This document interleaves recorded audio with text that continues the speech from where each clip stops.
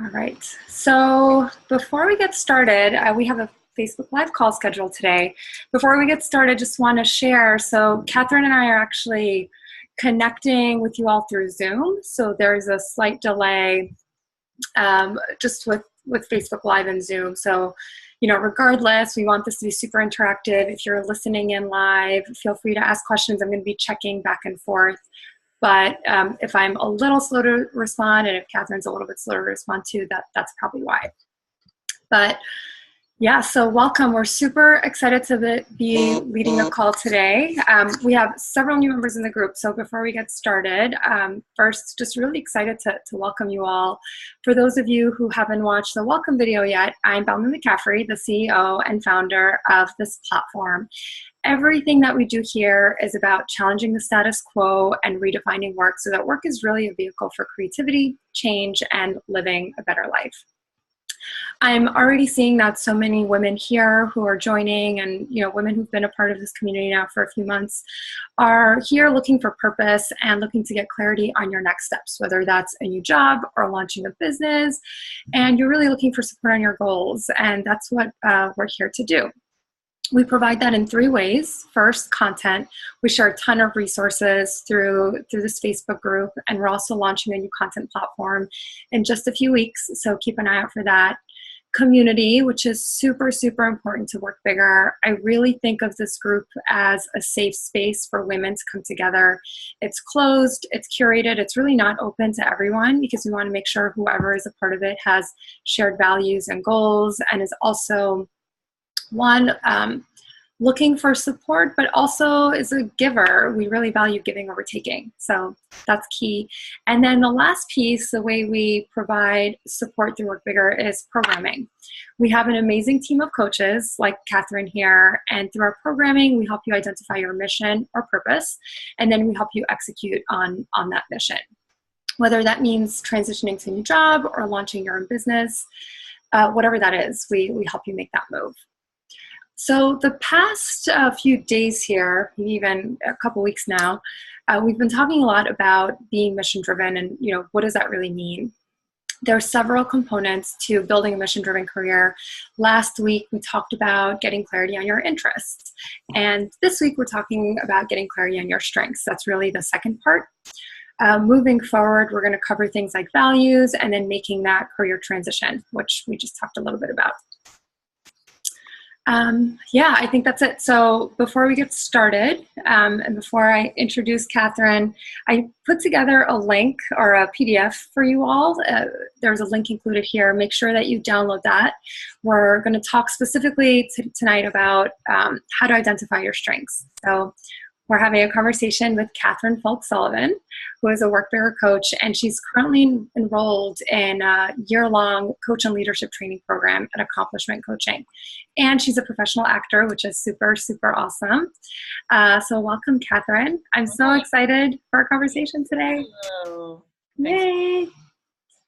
Yeah, my pleasure. I'm super excited to introduce you to the community and, just to be working together. So today, as you probably all saw already on the blurb that I shared, we're going to have a discussion on strengths and specifically why asking what am I good at is the wrong question to ask. Then we're going to talk about a better way to approach identifying our skill set. So again, download that guide. You can use it for this call or you can use it after, either way. But with that, I'm going to take a pause on talking. And Katherine, would love for you to introduce yourself. Tell us a little bit about your background. Sure. Yeah, I moved to New York to be a professional actor. So I did that I did it unpaid for several years and had a blast and just loved New York and loved art and loved all my friends. And then as soon as I started getting paid to act, I just became suffocated by anxiety and fear and self-doubt. And it was something about getting paid for it. All of a sudden I was like, I'm not good enough for this. So I was feeling very dissatisfied as an actor. I took a big swing towards what my mother wants for me and started pursuing financial planning. And I was actually training to become a certified financial planner. And what drew me to financial planning, besides the maybe making a lot of money aspect of it, was I really loved the idea of helping people identify what they want in their lives and then building the structures to get it. Which is what coaching is. Right. So I got there eventually. I was already doing financial planning jobs, and it was like, oh, financial planning is like making financial plans. I don't like that part of it. Not into that. Yeah. So I was like, oh my God, what's wrong with me? It was like the fear and the dread from acting just like followed me right into my next career.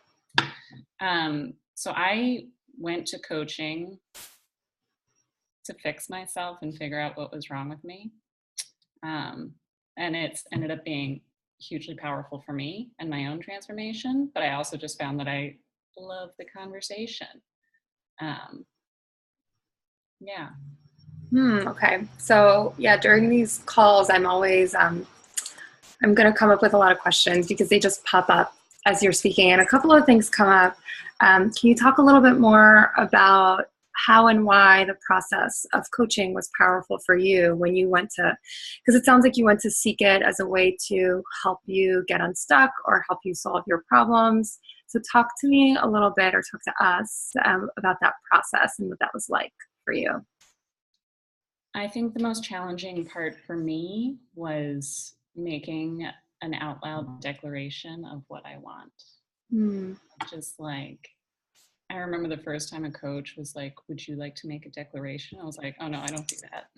You know, like, I'm gonna like play it safe. Maybe what I want will happen, but if it doesn't, I don't want to be too disappointed or be embarrassed if it doesn't work out. And the truth is, I had kind of like wanted to be a life coach for a long time, but it just didn't seem like something I could say out loud. Yeah. And there were a lot of stories getting in the way of that. So the biggest like revelation for me with coaching was like someone actually having the conversation with me about what I want and being like, you can have that. It was like mind blowing. Yeah, that's amazing. And then what, can you talk a little bit more about acting? I hear this a lot actually from artists who are so passionate about their work, but when it comes to, you know, getting paid, it feels like there's an added pressure that comes with that. So can you talk a little bit about what that was like for you? Because I know we have a lot of women in the community who are artists, actors, and, you know, they do struggle with that balance. Yeah.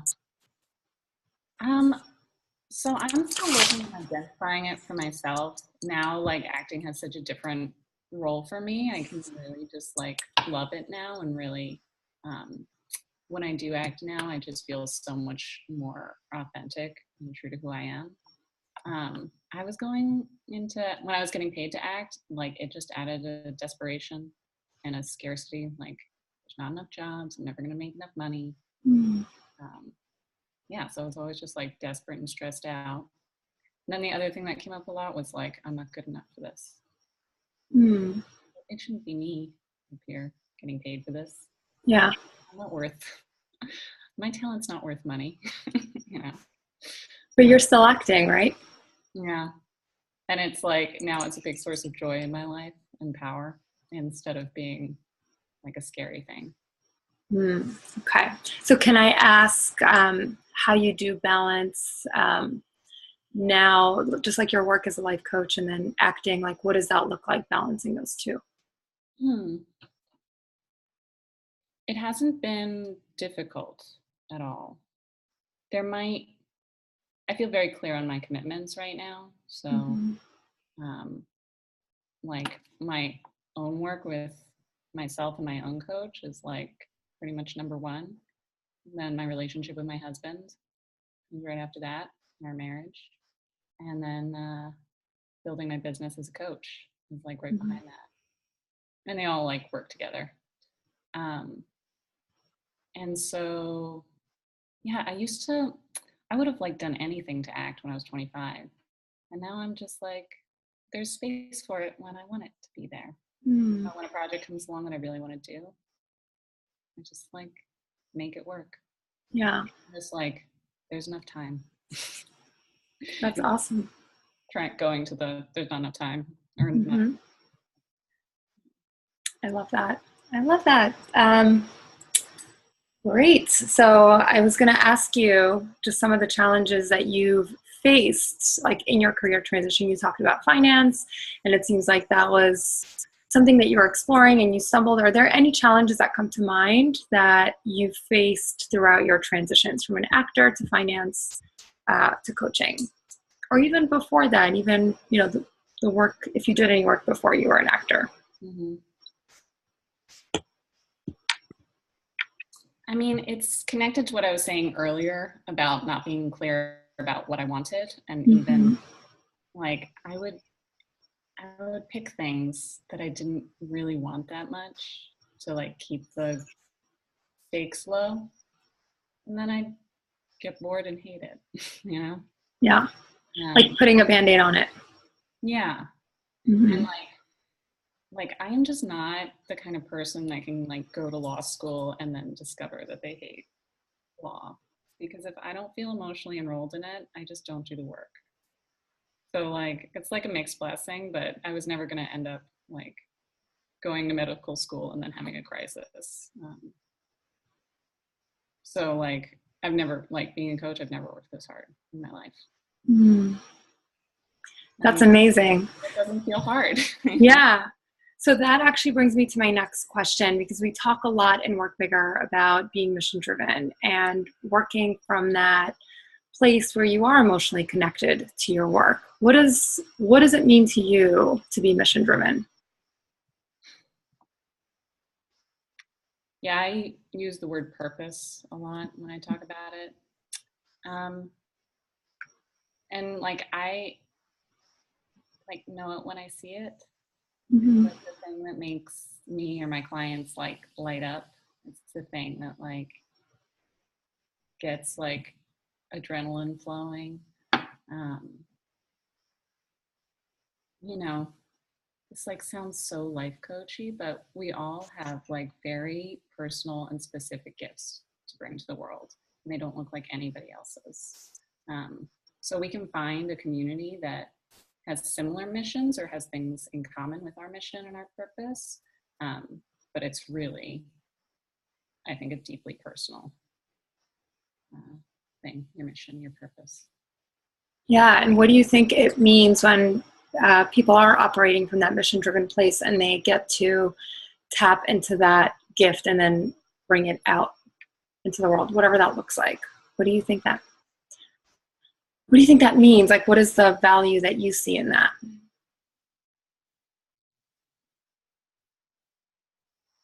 Well, I guess what it means for me, like as a coach and when I work with my clients, I look a lot to your essence. Mm-hmm. So who are you really? Like, what's your authentic set of gifts that you bring? And what are the things that you're putting in the way of expressing your essence? What was the second part of your question? I forget now. But it was like, I guess, what do you, I always talk about. So what's that look like when you bring it to the world? Yeah, like what do you think the impact of that is? Like endless possibility. Mm-hmm. Like when you're coming from that place of your essence and your authentic self and your purpose, like then you stop asking what am I good at and you start asking what kind of person do I need to be to make this happen. So. Yeah. I want to get back to the what am I good at. I always talk about too, I mean, it's exactly what you said. The way I see it also, like I think about the ripple effect that we have on people around us, whether that is our family members, our colleagues at work, and then beyond that. I really see that when we're operating from a mission-driven place, not only is it so beneficial to us internally, because for me personally, I feel like I've been able to push through so many roadblocks. But I always talk about it as like the work we have has larger implications than we realize. And when I see all of the terrible shit that's happening in the world, like we need now more than ever to tap into that mission so that we can go out and make the most of our day. That's, yeah. And like, I think especially for women, this might be controversial. Like we're just like taught to play small and be polite and like not outshine anybody else. But the truth is that when we're living from our mission and our essence and we're living big, we actually create more space for everybody else to live the same way. Mm-hmm. Yeah. Imagine if we were all living our purpose, Yep. work that we could do. Yeah, exactly. Exactly. I'm going to pause for a quick second to see if any comments or questions have come in. And again, there is a slight delay. I'm just going to do a little refresh. But if you're watching, hi Teresa, hi Lydia, give us a like, give us a heart. Feel free to say hi. We love hearing from you all. And again, this is going to be here recorded, so you can come back to this anytime. But definitely don't hesitate to ask any questions. But I would love to talk now, Katherine, about that question that we brought up. What am I good at? Like, what do you hear when someone says, what am I good at? Like, what comes up for you? I mean, the first thing is I get it. I'm like, yeah, I want to go. Like, I went and took all the tests about, my aptitude and my skill sets. And it would be great if somebody else had the answer for that. Like, what I really hear is like, what's that question really about?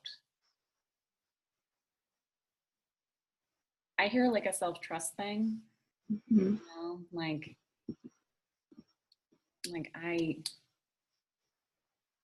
I'm not actually connected with what I'm good at. I need somebody else to tell me. I hear like what I want isn't important. I should just like get the job that I'm qualified for, Mm-hmm. or that would be good at. And I hear a lot of fear, like maybe what I'm good at is not what I want. That somehow the two things are. Yeah, and I think I think it was Emily, maybe. Emily, you may have commented in somewhere that sometimes we get stuck doing what we think what we think we're good at or what we are actually good at, but it's not necessarily really what we want to do. Totally. So yeah, when I talk about being mission driven and, there's things that we look for, right? You have to get clear on your interests and what you care about so that you know where you're going to focus. You do have to get clear on your strengths. Like you have to know where you shine, right? But so what is a better way to get that clarity on your strengths so that we can leverage it for the work that we want to do versus the work that we feel we have to do? Yeah. I mean, it's so funny. There's this great book by Tracy Goss called The Last Word on Power, and it's a great coaching book if anyone is interested in coaching. And she talks about this thing called your winning strategy. So your winning strategy is like your recipe for success, like what you're good at and where it's gotten you so far, like in your life. And the problem she identifies is that a lot of the times what we're good at actually gets in the way of the next thing that we want to do. So for example, I have a client who, she works as an executive assistant. She's really well paid for it. And she's really good at it. She's really good at like taking care of her boss's needs. She's a great wife. She's a great daughter. She's really good at serving other people. So what she really wants is like to be an artist and to be an entrepreneur. And the things that make her a great executive assistant, serving other people, like putting other people's needs first, following the rules, actually like squash her creativity. Mm-hmm. So like that's why I'm like so skeptical of like what am I good at. So I think the better question is like, what do I want? Mm-hmm. When you figure out like what lights you up, what your mission is, my assertion is that if you are enrolled in that vision enough, you will get really good at whatever it takes. I mean, also this is kind of cheating. I tend to think this is not backed up by any kind of research or science, but I just feel like people want and are attracted to things that they're naturally pretty good at or have natural aptitude for. Yeah. Yeah. Yeah. Yeah, it's so funny too. Like, this might just be a me thing, or it might be a woman thing, or it might be just a human thing, but like, we're not, we know what we're good at, and it's actually hard for us to say it out loud sometimes. Mm-hmm. Yeah. Yeah. So yeah, I like have so many racing thoughts and things that I want to say and also ask. But yeah, I do think when we ask that question of what am I good at, I think we're looking to others to tell us what we're good at. And I think there's two sides to that. On one end, I think feedback is important, but taking feedback as a gift, right? We talk a lot about that in design thinking, like it's a gift, you don't have to take it. Mm-hmm. So I think tuning into others' feedback can be really helpful when you're looking for those tangible things, or you need to know, like, where can you level up? Like, what are your growth areas? It's super helpful. But I think it's equally, if not more important, to tap into our own intuition and to think back into those moments when we felt most empowered or when we feel the most confident. And I think just going back to what you're saying is that sometimes we get in our own way. It can be really hard to tap into that, right? Because we're likely telling ourselves certain stories of like, I suck at this. And that in itself can get in the way, I think, of tapping into your intuition. Totally. Yeah. My mom like still thinks I'm a bad speller. And I'm like, no, I'm a good speller now, Mom. Stop telling that story. So funny. Yeah, but in terms of your intuition, it's like the thing that I like look to do for myself and with my clients and with my friends is like open up the communication with yourself. Mm-hmm. Like meditate and journal and go for walks and get a coach, do work bigger, like read self-help books, like whatever it is that is gonna help you have that conversation and open up with yourself. That I think is like really what it's about. Doing the work. Take feedback, you know? Yeah. Once you have your intuition moving. Yeah. No, that's a really good point, because I think then you know how to filter that feedback. Yeah. Right? Yeah. I'm going to see, I think a few comments are coming in. Hi, Kristen. Yes, we are recording this. This is also going to live on our community here, so you can access this at any time. But yeah, if anybody wants the link too, like if you want to share it with anyone who's not in the group, feel free to. Hi, Lydia. Teresa's waving hi.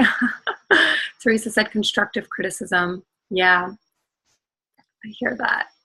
Awesome. So one more comment that I want to make too when it comes to strengths specifically and identifying our skill set, I also always look at it as like the hard skills versus the soft skills, right? And I think it's important to differentiate. The hard skills can be something like I did take like some crazy aptitude testing years ago when I was super stuck with my career and I was trying to figure out what it was that I should do. And I went to this place called Johnson O'Connor, and they're pretty awesome. I did this like 2-day intensive aptitude testing thing. And I don't remember what it was called, maybe spatial visualization or something. I scored low for that. And then I scored high on other things like ideation, like coming up with a lot of ideas. So to me, you know, there's certain hard skills, and that could be like singing. Like I know I'm never going to be a good singer, right? So there's certain skills that maybe we know that we don't excel at, but to your point, we're likely not going to want to do those things anyway, because, you know, it's not like, it doesn't fit with, you know, us tapping into that intuition and that confidence. But then I think where there's so much power and so much room for growth is the soft stuff. And I feel like the soft stuff gets a really bad rep, but I feel like that's the most important stuff that we should be learning, like resilience, grit, confidence, relationship building, negotiations, sales, right? Because we all have an idea to sell today, whether, you know, no matter what your job is, you are selling something in the workplace. What are your thoughts on that? Yeah, I think a lot about being. So like, what's your being like? Are you really bringing your truth and your essence and your authenticity into all the things you're doing? Um, so that comes up for me when you talk about like sales or negotiation. Mm-hmm. This idea that they're like, I have to become a different person to do those things. Um, or I have to like put on my selling suit to go do it. Um, and how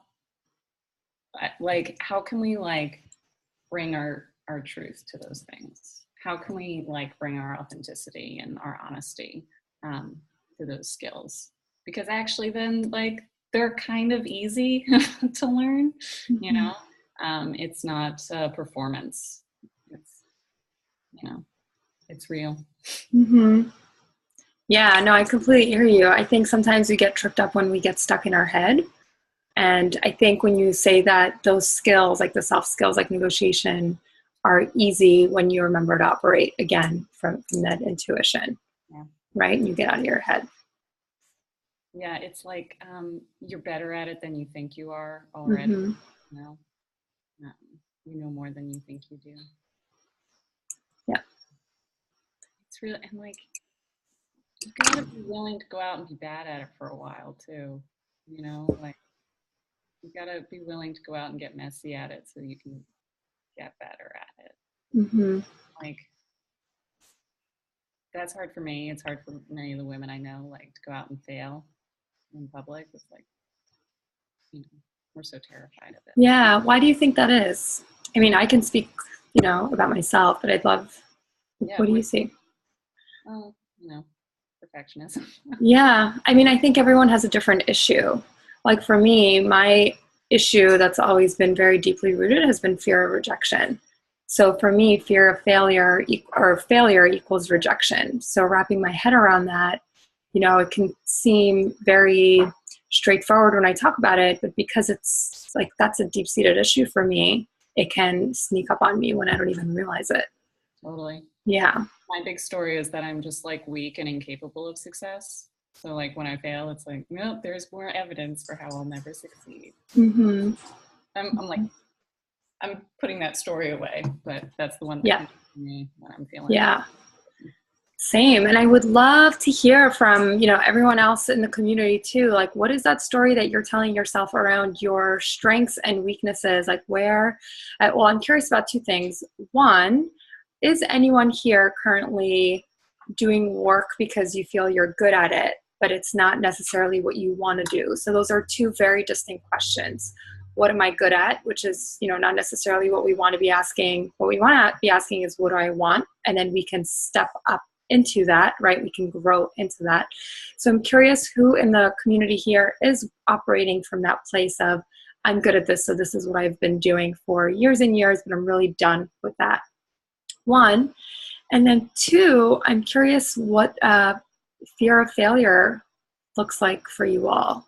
Like, how does that show up for you in your day-to-day? And have you seen that holding you back in any way, whether it's, as you're making a career transition or as you're hoping to make a career transition? I know a lot of women here are looking to move to a new company, or you're trying to figure out what you want to do, or you're looking to start your own business.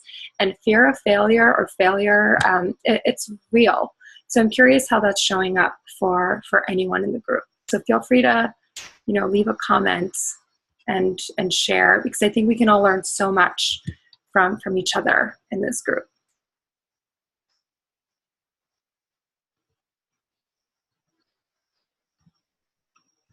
Great.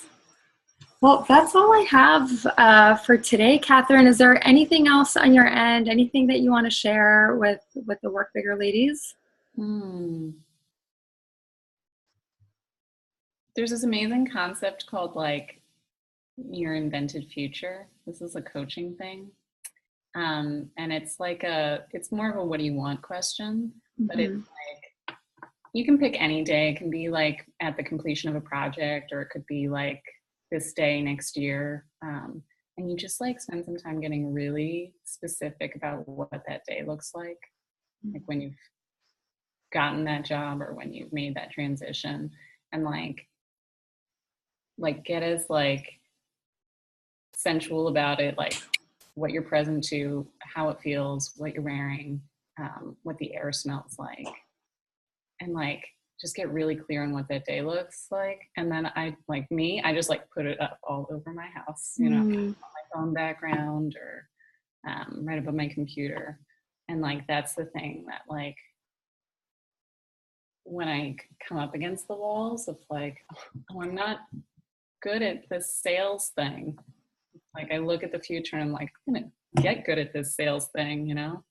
Yeah. That's going. So that's like the thing that I like am really passionate about in coaching. It's like, getting clear on that future. Yeah, I love that. I'm going to add that to everyone's homework.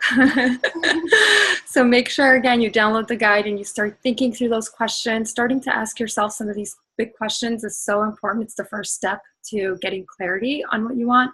And then also doing this exercise that Katherine suggested. So really visualizing what that feels like, right? And what achieving that goal feels like. And then putting pictures in it. I really like that. I'm going to do that too. I actually haven't done that and I totally should. So that's awesome. Yay. Right. All right. Well, take care, everyone. Again, feel free to ask any questions that you have. Katherine and I will be here in the community.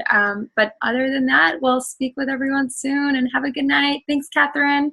Bye. Good night. Bye.